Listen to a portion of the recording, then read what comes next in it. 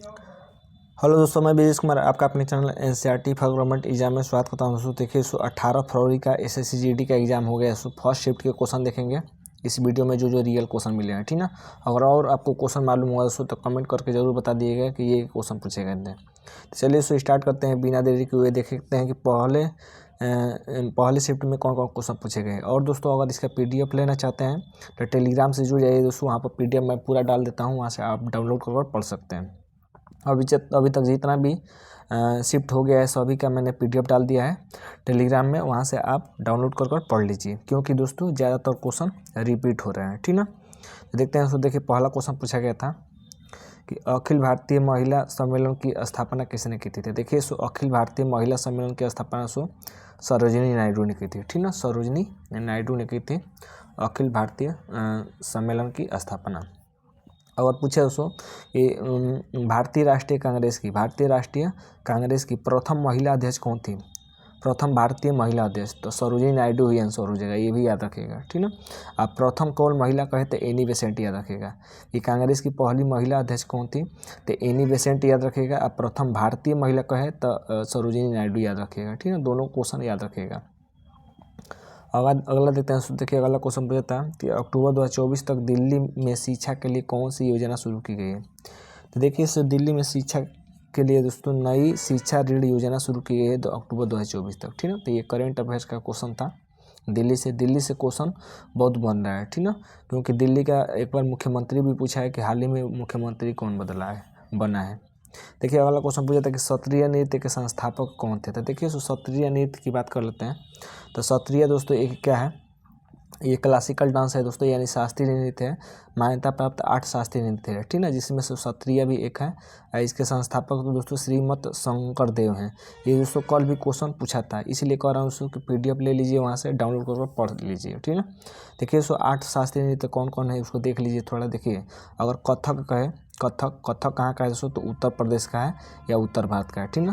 केरल का आपको 2 याद रख लेना है। केरल का एक कथक कली हो जाएगा, कथक कली, और मोहिनी अट्टम, ठीक है। मोहिनी अट्टम ये किसका है दोस्तों, तो ये केरल का है। और दोस्तों आंध्र प्रदेश का याद रखिएगा, आंध्र प्रदेश का दोस्तों कुचिपुड़ी याद रखिएगा, ठीक ना। तमिलनाडु का याद रखिएगा, तमिलनाडु का भरतनाट्यम कहाँ का है दोस्तों, तमिलनाडु का है। तो कितना हो गया, 1 2 3 4 5 ठे हो गया दोस्तों। और याद रख सकते हैं दोस्तों उड़ीसा का ओडिसी हो जाएगा, 6 हो जाएगा। और मणिपुर का मणिपुरी हो जाएगा, ठीक ना, मणिपुरी हो जाएगा। तो ये 7 हो गया। और एक सत्रीय हो गया दोस्तों, 8 हो गया, ठीक ना। तो ये 8 शास्त्रीय नृत्य है दोस्तों मान्यता प्राप्त, जो कि हर शिफ्ट में दोस्तों एक क्वेश्चन जरूर बन रहा है, इसको जरूर देख लीजिए। अगला क्वेश्चन देखते हैं दोस्तों। देखिए अगला क्वेश्चन पूछता है निम्नलिखित में से संविधान का कौन सा अनुच्छेद अंतर्राज्यीय जल विवादों से संबंधित है।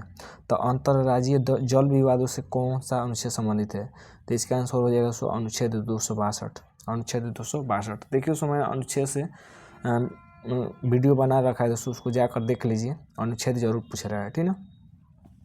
देखिए अगला क्वेश्चन पूछा था कि भारतीय संविधान का कौन सा अनुच्छेद कानून के समक्ष कानूनी समानता का वर्णन करता है। देखिए जो मैंने अनुच्छेद वाला वीडियो बनाया है उसमें ये क्वेश्चन डाला है, ठीक ना।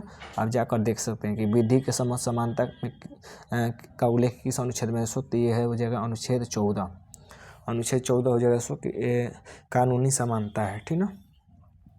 देखिए इसको बात कर लेते हैं मौलिक अधिकार की। तो मौलिक अधिकार दोस्तों 6 प्रकार का मौलिक अधिकार है, 6 प्रकार का मौलिक अधिकार हैं दोस्तों। और उनका अनुच्छेद कहाँ से है दोस्तों, तो 12 से 35 तक है, 12 से 35 तक है दोस्तों मौलिक अधिकार का वर्णन। और मौलिक अधिकार दोस्तों भाग 3 में है, ठीक ना। तो कुछ देख लेते हैं जो 6 प्रकार के मौलिक अधिकार है दोस्तों। तो एक है दोस्तों समानता का अधिकार, अनुच्छेद 14 से 18।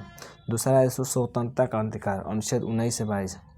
एक है शोषण के विरुद्ध अधिकार, अनुच्छेद 23 से 24। एक है धर्म की स्वतंत्रता का अधिकार, अनुच्छेद 25 से 28। और एक सांस्कृतिक और शैक्षिक अधिकार, ये अनुच्छेद 29-30। और संवैधानिक उपचारों का अधिकार, ये अनुच्छेद 32। तो ये थे दोस्तों हमारे 6 प्रकार का मौलिक अधिकार। और याद रखें दोस्तों 7 प्रकार के पहले मौलिक अधिकार थे दोस्तों। तो जो 7वां मौलिक अधिकार था दोस्तों संपत्ति का अधिकार, कौन सा? संपत्ति का अधिकार।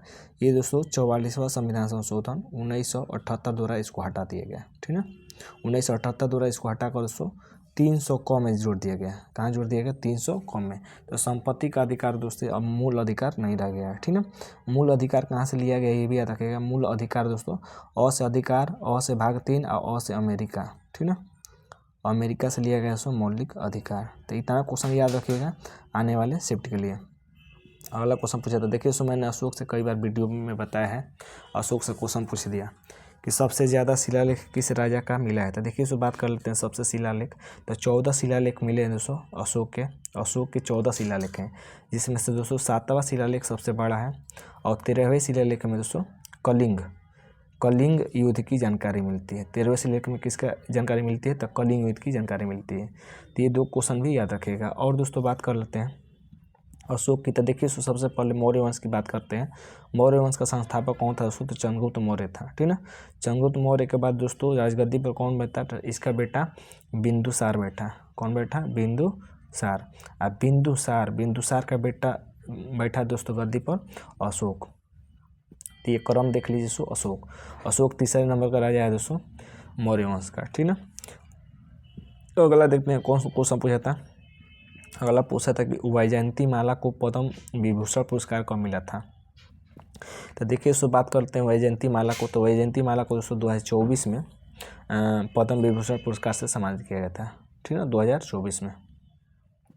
वैजयंती माला बाली एक अभिनेता, नर्तकी, सिनेमा, नृत्य और गायन के बारे में बात करती हैं। उन्होंने शास्त्रीय नृत्य शैली को अभूतपूर्व बढ़ावा दिया है।